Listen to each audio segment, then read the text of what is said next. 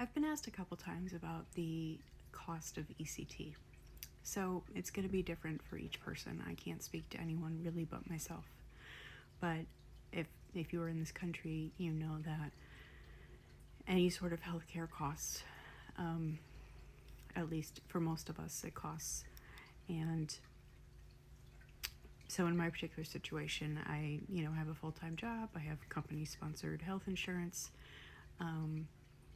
But depending on what the procedure is or what I'm having done, it's in certain cases I'm going to have a copay.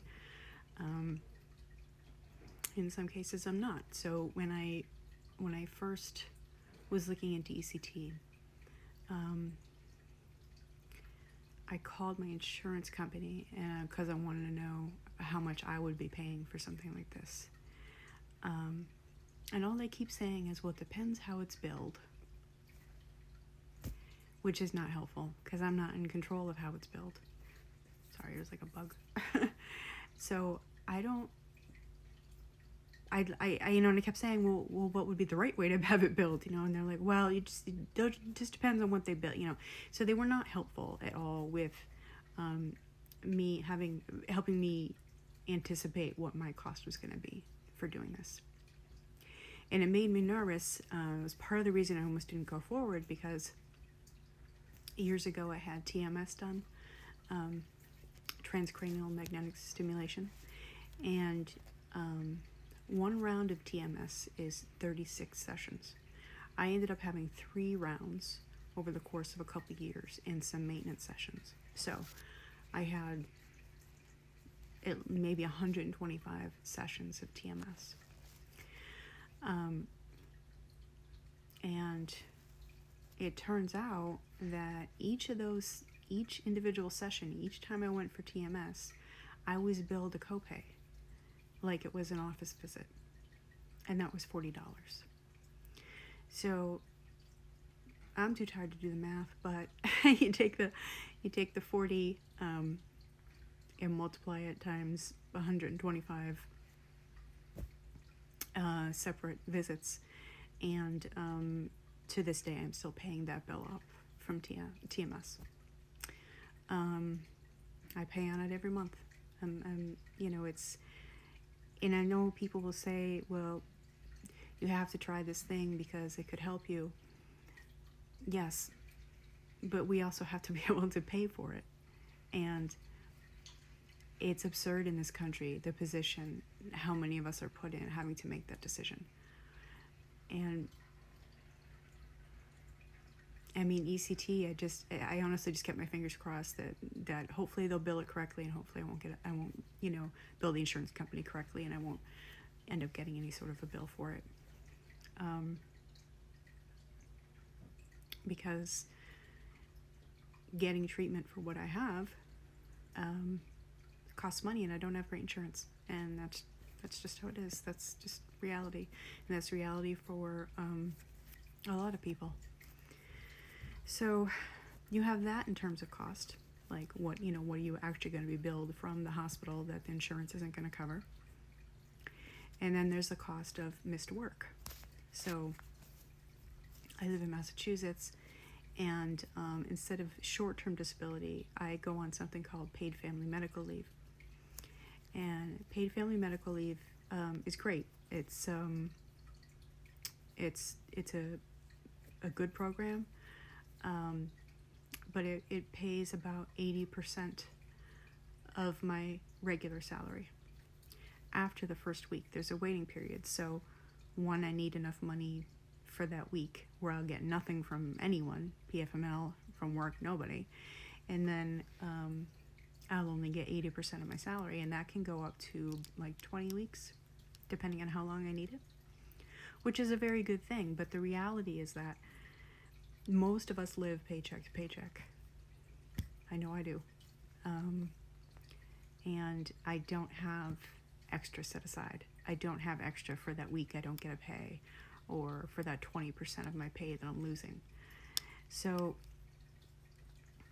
there is a financial toll for any sort of treatment, any sort of medical help. And It makes me frustrated and sad and honestly confused that we live in a system where we constantly have to, weigh our life against a bill. I mean, the ECT decision was because I cannot continue to move forward living a life the way I'm living it now. It is,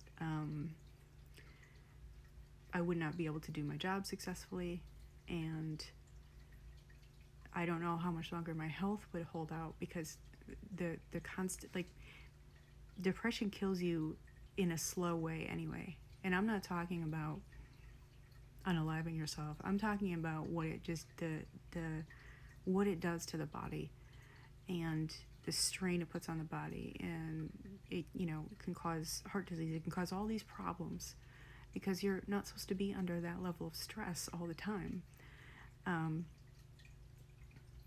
So I had to make a choice, So I made the choice to do the ECT, and I would not be surprised if a couple months from now I get this massive bill in the mail being like, oh, FYI, this your insurance didn't pay for this part of it or whatever. But honestly, I'm sick of not having things done or not moving forward with things because of the cost. And you might think that's irresponsible, but this is about me living my life. When I say I'm tired of not moving forward with things because of the cost, I'm not talking about going and taking a nice vacation. I'm not talking about, buying a fancy piece of jewelry. I am talking about necessary medical care so that I can continue to live. And if they have to wait for their bill, their money, then they're going to have to wait for their money. I don't do it intentionally, but I need care, so I am going to accept the care. But yeah, it does. It costs every time I have to try a new medication, which has been countless over the years. Every time I go into a partial hospitalization, I'm still paying off a partial hospitalization. The last one I did, when was I even in that? That was over the summer, I believe. That partial, I'm still paying that off. That was a $1,500 bill. And I send a payment to them once a month for that. That's a different hospital. So I've kind of faced that I will always be weighed down by medical debt to some degree, unless I magically get some amazing insurance that just covers everything. But insurance has done nothing but get worse and worse and worse in the time that I've been an adult and working. So and it sure as shit is not going to get fixed with this administration. So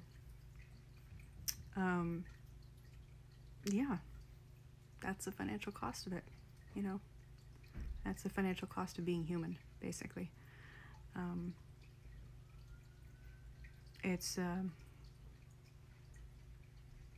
It's unfortunate because when people are sick, no matter what it is they're dealing with, to have to then sit there on top of it and stress about the money and stress about how they're going to pay to take care of themselves, it's just insane to me. But I won't get into the whole healthcare, the argument about, government-sponsored healthcare and that whole thing. But I did just want to say, in terms of cost, we have a question about the cost. That is how that will impact me. I would not be surprised if I get a bill later on for some aspect of ECT that's not covered. And yes, so I'm making about 80% of my salary. And yeah, I'm not gonna lie, it's hard. I'm living on all my money. I wasn't exactly rolling in it to begin with, but my money is all completely consumed with bills, and I live on very, very little every week. So it's gonna be tough, at least until I get back to work, which I'm not sure exactly when I'll get back to work. It depends how long I have to do the ECT and how well I respond. So we're coming on 10 minutes. Sorry if that was rambling. But I hope I answered your question, and let me know if you have any other questions, okay?